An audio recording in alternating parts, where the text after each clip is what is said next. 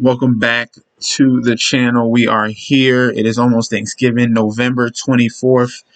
If you see what's on the screen right now, you know we about to break down this Thanksgiving 3-game slate on DraftKings. It's about to get lit. Yes, I have a do-rag on. This is how I'll go to the Thanksgiving table. That's why I'm wearing this do-rag. All right. There's no dressing up. No, it's family around. I'm wearing my do-rag. This is how we're going to do it. We have a very exciting 3-game slate. Houston versus Detroit Lions. Lions are in every single year. We know this. Lions, Dallas. Vikings are usually in it as well, like Vikings and Bears. But they're going to be the Lions and the Texans, the Redskins, and the Cowboys in a big finale. The Baltimore Ravens against the Pittsburgh Steelers. It should still go on despite the fact with the COVID cases, mainly on the Ravens side. But it should still go on. There's no, word as they're saying they're going to cancel it. They did say if there is more positive cases that they could consider going down that route. But this is a huge game on Thanksgiving to have, despite the fact that they already have 2 games going on. You don't want to miss out on the third. If you paid attention to my video yesterday, I gave you gold. I told you you have to choose either between Godwin and Evans. It didn't matter. They both got touchdowns. I told you to fade Ronald Jones and play Leonard Fournette. Look over here on this side. Fournette got the touchdown. I told you Cooper Kupp was a lock, and he was. I told you that you have to play, if you're going to bring this back, play Jared Goff. And if you have him, pair him with a wide receiver. I said these things. I told you that if you need a cheap option, I said Cam Akers as an option in a specific game script. So if you listen to me, you should have done fine in cash. If you didn't, then pay more attention, okay? But even the top 3, I told you, I gave you 3 touchdowns off the rip, right there. Defenses came through. It was a nice night. It's a nice night. Now, we're getting into this Thanksgiving slate. Let's start with the quarterback position. Deshaun Watson, obviously, in a very good situation against the Detroit Lions in their very bad defense. If we're looking at their defense on Fantasy Pros per position against quarterbacks, the Detroit Lions, did I pass them? They are 15th. They are literally the worst against running backs, so they give up the most points to running backs. Middle of the road against wide receivers and tight ends. So, obviously, he's the most highest priced quarterback. People are going to go straight after him, especially the performance that he had against the New England Patriots with 2 touchdowns, 344 yards, and a rushing TD. He has that ability, granted. That is a high price, but it's not that many high price guys on the slate, so you could definitely go with Watson. I would understand that. Going further on that side of the ball, despite the fact he's been horrible the first 2 starts, he has the best rushing matchup. Duke Johnson, again, it pains me. It pains me. There's so much upside here. Just give him, I don't even know. You can not even give him the ball because he's not producing. It was the Cleveland Browns and the Patriots. We understand those are more defensive-minded teams, especially New England. Cleveland was a very bad game with tons of rain. It was very slippery field. That's why you saw the score 7-10. But the Detroit Lions are literally the worst rushing defense team in the league. And Duke Johnson, the ability that he has in the rushing game and the receiving game, it might lead me to use him in this. Okay, it's going to be hard not to. It's a great matchup on a 3-game slate. I just gotta say that. Other quarterbacks to look at. I'm gonna leave Duke Johnson there because I just wanted to speak on that. Other quarterbacks to look at: Lamar Jackson against Pittsburgh. I like the Baltimore Ravens to keep this game close. If you're betting, this is literally a must-win game. If they lose this game, they can fall straight to ninth position, and there's 7 open spots for the playoffs. They cannot lose this game. It is very imperative that they win this game. I understand the COVID injuries for them with Mark Ingram and J.K. Dobbins, but they still have a plethora of running backs after him. You can add Lamar Jackson to that rushing game as well. Since J.K. Dobbins and Mark Ingram are out, they still have Gus Edwards. He becomes the number 1. He is a very good red zone running back. He is a dual threat in the pass catching game as well when he gets the opportunity, and they trust him definitely to carry the ball. He's a very good running back, and he hits hard. That little man runs hard and hits hard. The backup running back to him is going to be, was he a rookie now or the second year? Justice Hill is going to be that pass catching option. He'll use that role. They're going to obviously run the ball with him as well. He is very capable. He's very speedy. So you can see him. They're both at the same price. You can see him getting the end zone as well. It's like I'm saying, Gus is going to be more the red zone guy. Third down situations, Justice Hill is going to come in. Small scat back. Definitely has the opportunity to get into the end zone as well.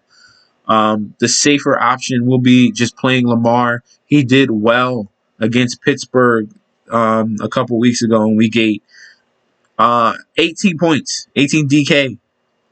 But mind you, they minus points for 3 fumbles and 2 interceptions. He clearly could have over 20 fantasy points in that game. Like I said, they are in a must-win situation. They're going to be leaning on Lamar, trying to get points against this stout Pittsburgh defense, but he still can do it because he is a huge X factor. Okay. Other options at QB, Roethlisberger, he's one-dimensional. In a slate where you have so many two-dimensional type of quarterbacks, Ben Roethlisberger literally would need to get you 3 touchdowns, 300 yards, no turnovers to, reach his salary. Because usually, so far during the year it's been around 15 to 20 points. He has his few blowout spots, but those are against very bad defenses. The Baltimore Ravens defense is no slouch. Okay. Stafford has a good matchup as well. Looking for a bounce-back performance against Carolina. Now he's going to be against the Houston Texans. They have double whammy, bad pass defense and bad rushing defense, even though the Texans defense showed up last week out of nowhere. He has no rushing ability, but you can see a connection between him. Is Kenny Golladay back? Kenny Golladay is questionable. Limited participant in practice on Monday, so that's a good sign to see. I'm not sure if I'm going to go too crazy on him. I do not trust Matt Patricia with my money, not even with freaking DeAndre Swift. And I love DeAndre Swift. We're going to get to the running backs in a second. Going down, Andy Dalton against Washington. This can be a very nice, cheap quarterback play. Condolences to Joe Burrow for this season, but he was already on pace for 200. He was on pace for 400 yards and 2 touchdowns. Now, Andy Dalton has even better weapons at wide receiver and running back.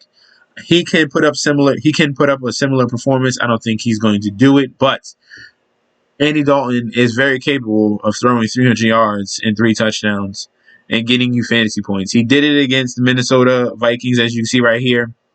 3 TDs, 200 yards. He has CeeDee Lamb. He has Amari Cooper. He has Michael Gallup. He has Dalton Schultz. He has Zeke. He has Tony Pollard. It is very, very feasible for Andy Dalton to do that against this not bad. They have a good pass rush, and that compensates for their bad secondary. Okay, the pressure that Washington brings is compensating for their secondary. They don't have a good secondary. Okay, so if Dalton gets time, he can pick them apart with CeeDee Lamb, who's been absolutely insane, with Amari Cooper, with Michael Gallup, the people I told you already. 5,600 for a quarterback. That is definitely a viable option to have. I am not looking at Alex Smith. Um, he did nothing against the Cincinnati Bengals defense. Are you kidding me? He's been okay. He's been okay since he's starting, but he's not going to give me over 20 points and break the slate. I'm looking at guys like Watson, Jackson, and Dalton. Those are my main three quarterbacks for this slate.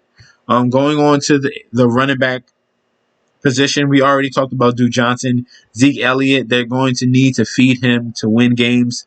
Then he got 20 carries in the last game, got 2 catches as well, and a TD. This is the Zeke that we wanted. This is a very good price for him. This is a 8-9K running back, and you're getting him for 6,800, which is very cheap on Thanksgiving. I think you can go to him. Washington run defense is not that great as well. I feel confident going to him. DeAndre Swift, we are waiting on news. He was a non-participant on he was listed as a non-participant on Monday's estimated injury report. Okay, so we're waiting on news for him. If he plays, this man is absolutely electric. It's looking like he might not play. Just watch the news on him. If he plays, I think you got to play him, man. Because the limited touches, this man is still putting up 20 DK. And they don't even feed him like that. But more and more, they're turning him up. And this dude can break any run. All right. James Conner, no, we're not playing him. I don't care about looking at him. Antonio Gibson and JD McKissick, I told you guys about them before. They get a ton of targets. Antonio Gibson is the red zone guy. He has 8 TDs so far. He had 2 catches. He had 1 catch, 2 targets. Last week, the week prior, he had 4 and then 3. McKissick is more of the pass catcher. I don't know if he fed him crazy last week, Alex Smith. But 4 targets, 6 carries, 43 yards, very explosive. So those 2 guys are viable. You just have to. I would lean toward Antonio Gibson. But if you want to go cheaper for a $9 cheaper, McKissick is there. We're not playing Adrian. We're not playing Adrian Peterson. No. We're not playing Adrian Peterson. Don't do that to yourself. Don't do that to yourself. Just skip that. Because they're gonna run. They're doing a running back by committee. And they got Peterson. They got Kabinda. They got Williams. They got KERRYON Johnson. We're not doing that to ourselves. It'll be funny if KERRYON does go crazy because he's getting more of the carries. That would just be DFS. Viable, KERRYON Johnson. That's it. We're not looking at Adrian Peterson. Yeah, he doesn't have any upside. Tony Pollard. He's been vulturing TDs from Zeke. As you can see right here, 5 carries, 60 yards, and a touchdown. Not really a huge play, just someone to look at. But I would lean more to, obviously, Justice Hill and Gus Edwards. Gus Edwards is probably a free square. You can put him in almost all your lineups, and you should be fine. Okay? The wide receiver position, we're going to look at that. We have Terry McLaurin, number 1 at 7K. That's pretty high. That's pretty high. He is Mr. Consistent, like I said before. Limited participant in practice. But like I said, consistency. He's going to get you over 10 points. And the question mark is he going to get you over 20? You're not too sure on that. Dallas did play well. They played better against the Minnesota Vikings. But Dallas has a weakness in the secondary as well. They allowed Adam Thielen for 2 touchdowns. Justin Jefferson had a decent game as well. So at 7K, this is a very good option for Terry McLaurin. Okay. Houston, I love Will Fuller. He's staying healthy and he is being very, very productive. 700 yards. He's on pace. He's on pace for 10 and 1,000. I like this. Around 70 catches, over 1,000 yards. I like this. This is very good. 8 targets, back-to-back weeks. Hasn't seen the end zone. He usually does. He usually gets in that end zone. As you can see this streak right here. It came to a stop. I see him getting in the end zone this week. I like Will Fuller at 6,400. All the Pittsburgh guys are viable. Just off volume, it's going to be hard to choose exactly which one does the best because you won't know. Deontay Johnson only had 1 catch. I think he was injured in that game. Juju did enough. He's going to get catches. The question is he going to get in the end zone? Everyone's going to be on Claypool because he's the favorite. He has 10 touchdowns so far this year. Last time against him, he got a touchdown as well, 5 for 42. So those are going to be the popular choices between Johnson, Claypool, and Juju. It's going to be very contrarian if you choose any other wide receiver in your lineup. It's going to be very contrarian, okay? Because people are going to smash that. They love the Pittsburgh right now. 10-0, they're going to smash that button. They think they're going to clobber the Ravens in this in-division matchup, but I say otherwise, okay? It's going to be a very close game, just like all their matchups are. Amari Cooper, he is getting to a price where it's like disrespectful. Beginning of the year, 7,467. You're getting them for 5,700. Almost 2K price difference. I think you have to fit him in.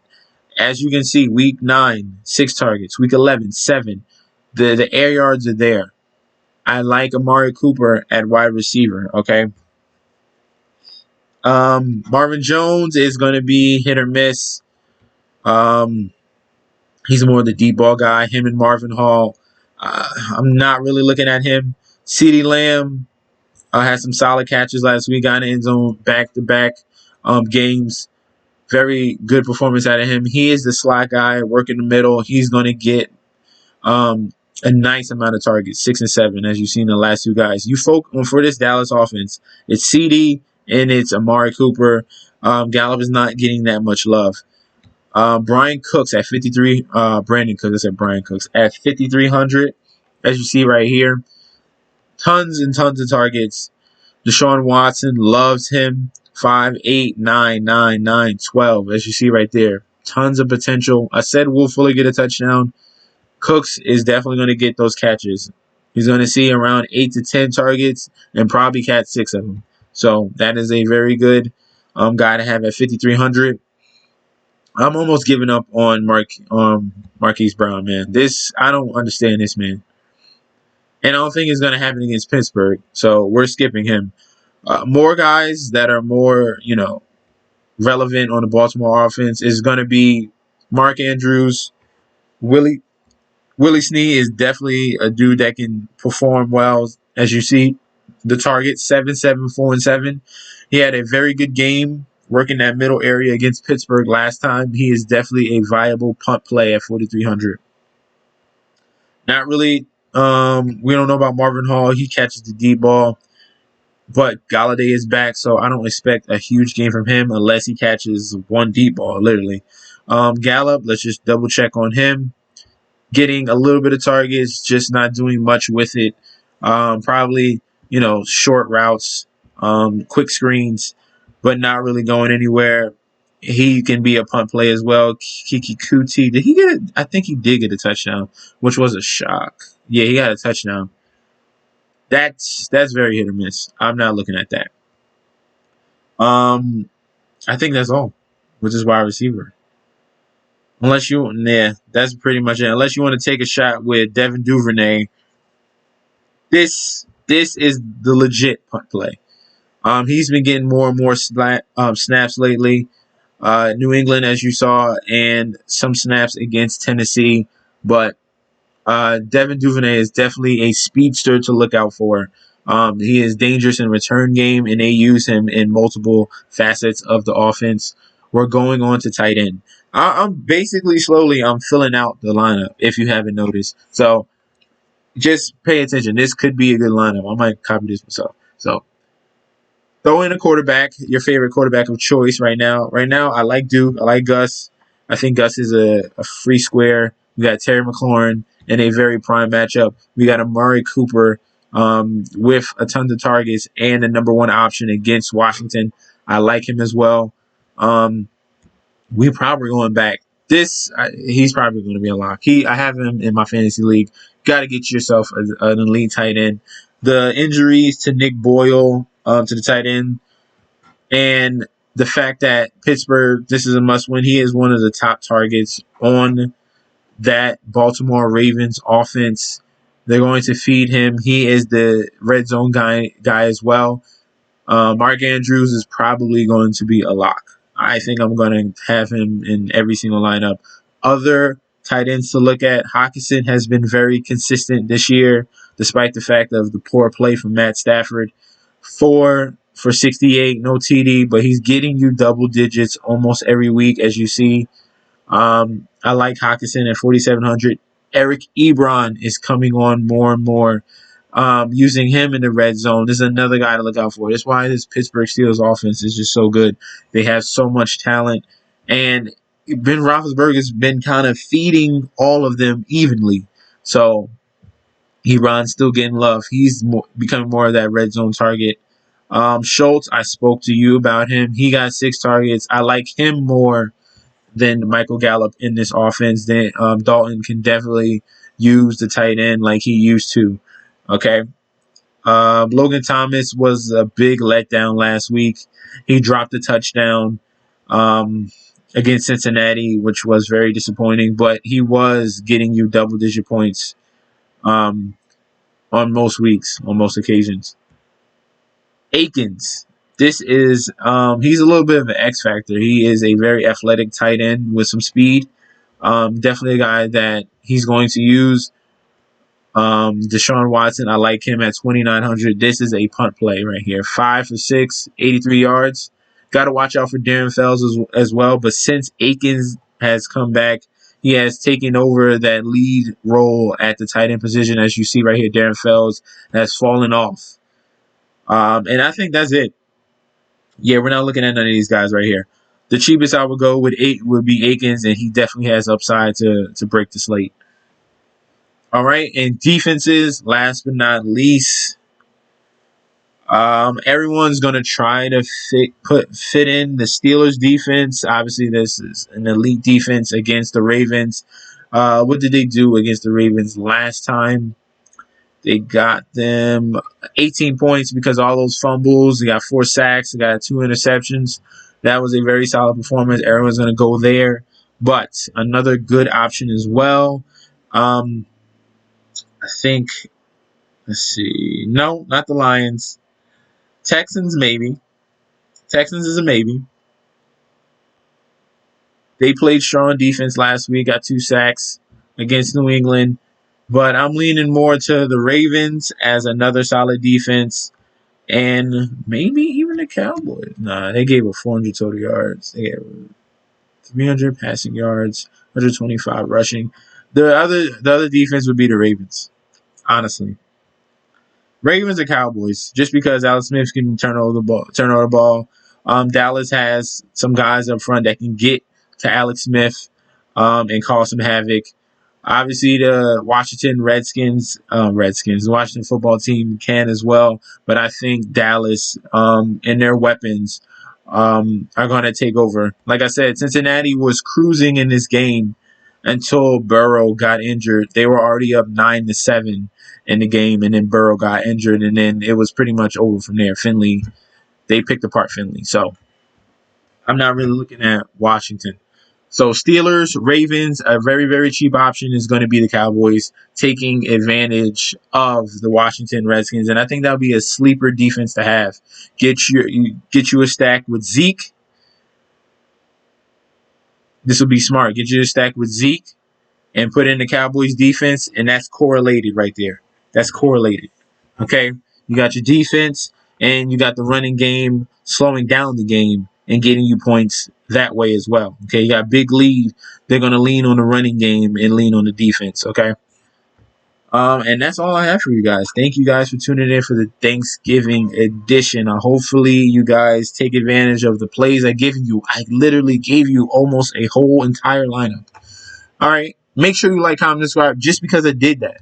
All right, and all you got to do is put in 2 players. Figure that out. I guarantee you that lineup catches. If you fit in the whatever 2 you want, I'm going to do the test. I'm going to put in 2. I'm going to finish this lineup. And I'm going to put $1 on it and see where it goes. Okay.